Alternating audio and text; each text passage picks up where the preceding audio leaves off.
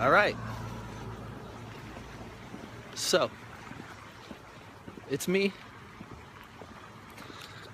on my evening walk, and I just love strolling around the neighborhood and seeing all the people doing what they're doing. And hi guys. All the different cultures. So there's this whole area up my street that I'm just realizing it's all Latino, and they're really quiet. And I imagine they must be a lot of the people who are involved in the service industry around here. And they're just so, their souls are so vibrant, so youthful. I love it. I can just feel their good energy. They're just playing soccer down there. Like, it looked like a dad with the kids, or uncle, I don't know who it was, but... And I looked down at the one the one kid who was probably 10, and I could see the glint in his eye. He was playing goalie, and he had the goalie gloves on. He looked the part, you know, and he's staying in the goal. And he looked at me and he saw me seeing him, and then he says to me, he goes, "It's boring." And I was like, well, hey, the goalie can go anywhere he wants to go. And when he felt me give him that permission, what's up, man? Not much. How you doing, buddy? Good. Good. Yeah. Show that off. Show off your bad self. Woo! Have a good night, brother. See, when you see people with light, they just reflect it back to you. That's what I'm learning. And I found all this in tuning into the silence. You know, I talk about silence a lot. And it's real. Everything that I talk about is just real, you know? People want to project stuff onto me and say, oh, he's saying it because of this reason or that reason, or, you know, I hear stuff like, oh, he's just in love with himself. And I'm like, yep, check. And that's my message, right? Like, you love yourself, you love your world. Like, okay, that one's simple. And then what else do I hear? I'm gonna stop for a second. Think about this. What else do I hear? Oh, he's full of himself. And I don't really get this. I'm having a hard time even like coming up with what those things are, because they've just become less and less and less. They're like fading off into the distance. You know, I've heard those things my whole life. And when I saw that little boy's eyes, that goalie, I saw the same light in his eyes, and I gave him permission, you know, and I didn't even consciously think about it. But I said, hey, the goalie can go anywhere. And it makes me think of, you know, the World Cup, which is the biggest sporting event really in the world. You know, you could say the Olympics are, but really the World Cup is where people really, you know, in America almost just doesn't even understand it. We want to be a part of it, and we put our best guys out there, and we just can't even compete. And we just don't really understand, like, what do we need to do in order to compete? And we've hired foreign coaches, you know, and we just can't compete. And so with that goalie, back to my story, when I told him the goalie can go anywhere, I saw, I think his name was Campos. So from the World Cup, yeah, in like 1998, maybe 2002. Because I always remember the World Cup. Like the year I got married, the year I graduated from college, you know, in these 4-year increments. Because every 4 years, that's a big deal. And it's so huge. I love soccer. Grew up playing soccer. And so Mexico had this goalie who, you know, I was always like one of the best players on my team growing up, and I always wanted to be the forward. I had no interest in playing goalie. I wanted to score goals. Give me the ball and show me where to put it, and I'm your man. And that's what I did, you know. My small high school, we went to the state finals, and we just got outclassed in the state finals, but boy, it was the furthest our school had ever gone. It was a big deal. And to any of you guys watching who were a part of that, like, it was a big deal. You know, it kind of set our town on fire. They almost couldn't afford to send us to compete in the States, so they had to rally support. People like my parents and other parents came around and they paid for us to go, which is great, you know. Allow us to our potential to take us as far as we could, and for us it was a 4-0 loss in the state finals. But I never understood the idea of playing goalie, you know.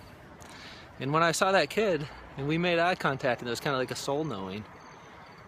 And I can imagine that, like, in the Latino culture, particularly if they're Mexican, and I don't know if they are, but this is how my mind works. It just pieces things together that make sense. You know, he was a really attractive boy with real bright light in his eye. Obviously, you could just tell he had that spark. And I would bet that, you know, I remember in the 94 or 98 World Cup hearing about the goalie in Mexico, Campos. And the announcer saying he's their best player. And he plays goalie. And then at the end of the game, if they're losing,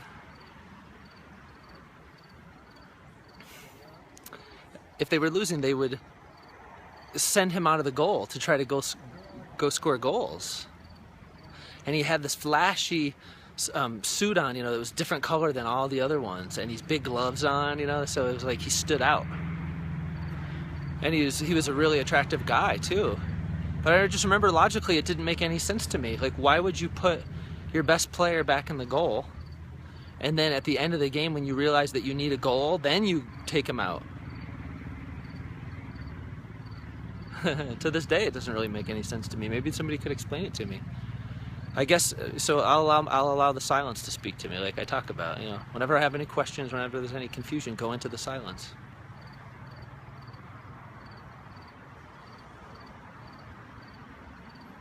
So what's coming up is to say that in that culture, in the Mexican culture, the goalie, because of the different uniform, you know, imagine little kids sitting on the sidelines. I'm gonna keep walking here. But imagine little kids sitting on the sidelines, you know, watching their brothers and their uncles and their dads playing football, you know, what we call soccer. And imagine a way to kind of make more of yourself with something that you love. You know, maybe you could go on to play pro, you know. And in Mexico and other South American countries, Central American, South American countries, and forgive me because I don't know the geography that well. This is just my mind working with whatever it has at its disposal, coming from where I come from. But so I'm just imagining watching some people climb the rocks up there too. Oh, that's amazing. Wow, that's brave. This guy's like climbing up there without using his hands. He's like walking on the rocks. Wow. See, what people are so courageous. I love it. Wow. Yeah, buddy. Nice work. Nice spot. Yeah. Are you scared at all right now? Yeah. Because from down here it looks like you'd be fucking scared. Good for you, man. Wow. Here, let me show it to you. Say hi to everybody back home. Will do. Who are you? My name's Ryan. Oh, what's up, Ryan? What's your name? Matt, nice to meet you. Matt, nice to meet you, man. See, this is my backyard. I live right down the street. And I climb up here, so I know what you're doing. And it's awesome, man. You too, buddy. So, I think I was just letting my mind go on the connection I had with the goalie down there. Because once he sprang out of the goal, once he got permission from me, it was like, I'm recognizing this in retrospect. You know, here's this white guy smiling like this. And he's like, it's boring. And I said, the goalie can go anywhere. People think of the goalie as somebody who needs to stay in the goal. They give him gloves and give him a shirt, and he looks all handsome and cool and different. And I can imagine that's why a lot of these, you know, little Mexican kids wanted to be goalie, because you get to a way to, you know, like when you see your dad go into and your mom you know, maybe go into the pub, or I don't even know what the culture is in Mexico, but I can imagine they all gather around and watch, you know, maybe their cousin who made it far in soccer because they love soccer, and they're all the excitement and all the cheering and yeah, you know, we've seen it at the World Cup. Like here we are in America, right? And they have these cameras like on the Brazilian people or the, you know, these Latin cultures. And forgive me if I get it wrong because I don't even really know. You know, I'm one traffic light, small town boy from upstate New York, not downstate, upstate, farm country. I'm like a farm boy, really. Except my dad didn't farm, he raced cars. And so I'm just imagining that if you grow up in Mexico and you see all this excitement and energy and enthusiasm around soccer, and you see in the World Cup, which is the biggest of it all, this really attractive guy, Campos, and he's the best player, and they've got him going in, I'm quieting down because I see a group of people over here. Just looks really like a beautiful gathering. Take a look.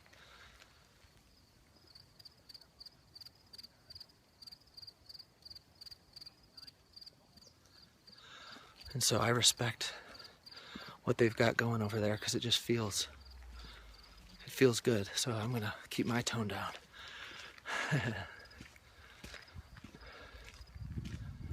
Yeah.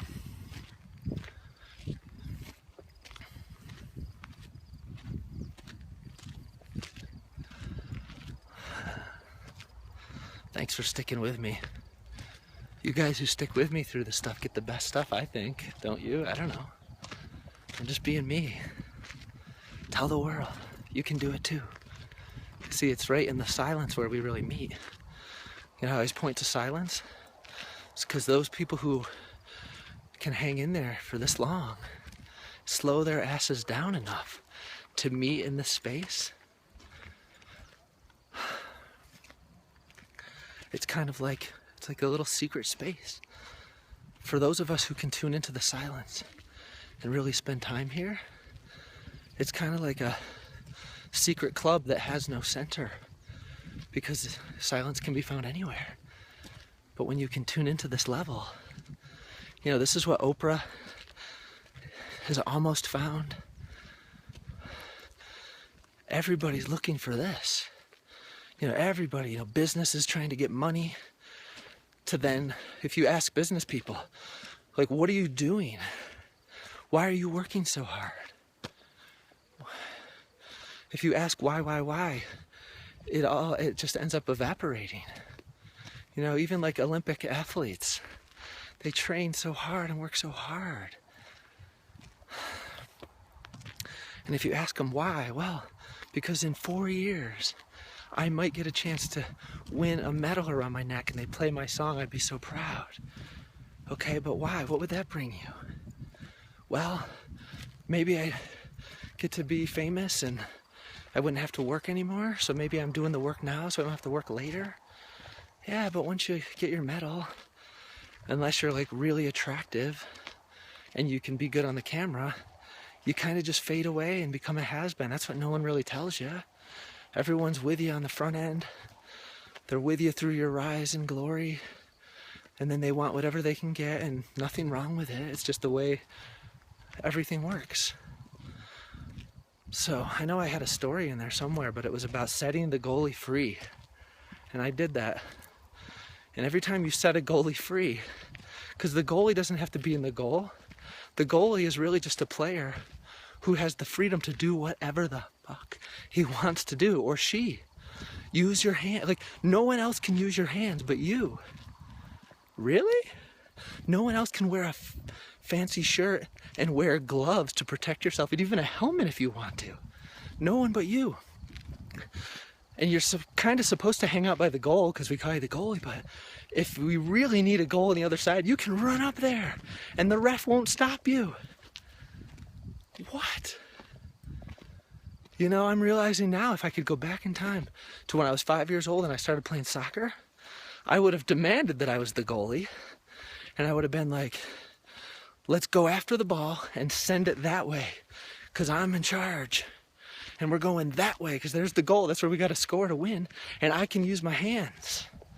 Okay, I can't use them outside that box back there, but you know, I can get away with all kinds of stuff. And if people bump me or hit me, the ref will like kind of protect me.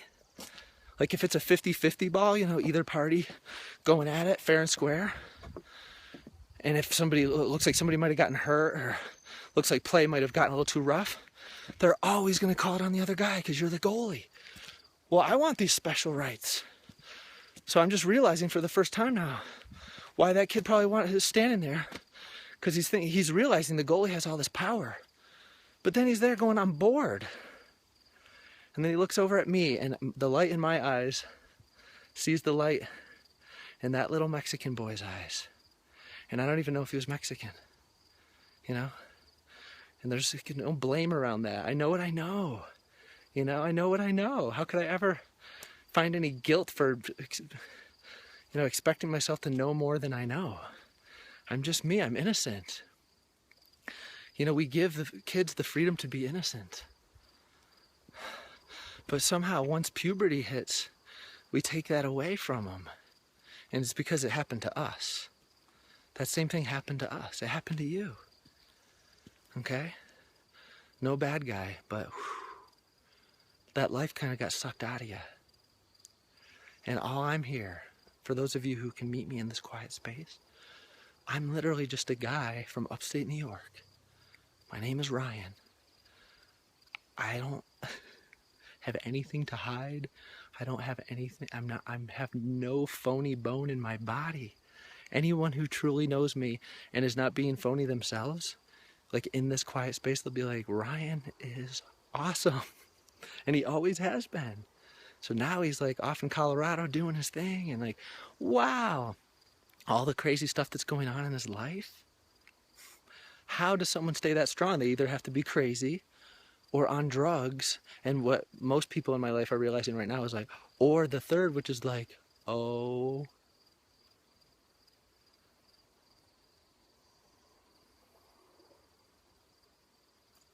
a goalie that got set free.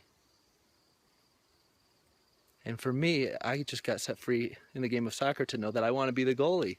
And it was like what I gave to that boy was him realizing that he wants to be the striker. The guy who's got the ball, who's going out, gets the permission to get it, go after the ball and run, and use up all your talents and your God-given energy. You know, that you know you're so good, like that competitive spirit, it comes from a good place of knowing like, I'm awesome! I'm awesome!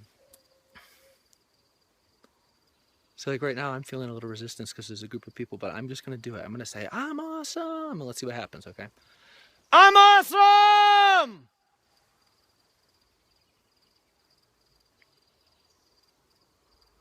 Didn't faze him at all. See? I just broke through those fears. That's how easy it can be. The darkness seems really dark until you turn the light on. And my arm is tired, so I'm going to shut this off.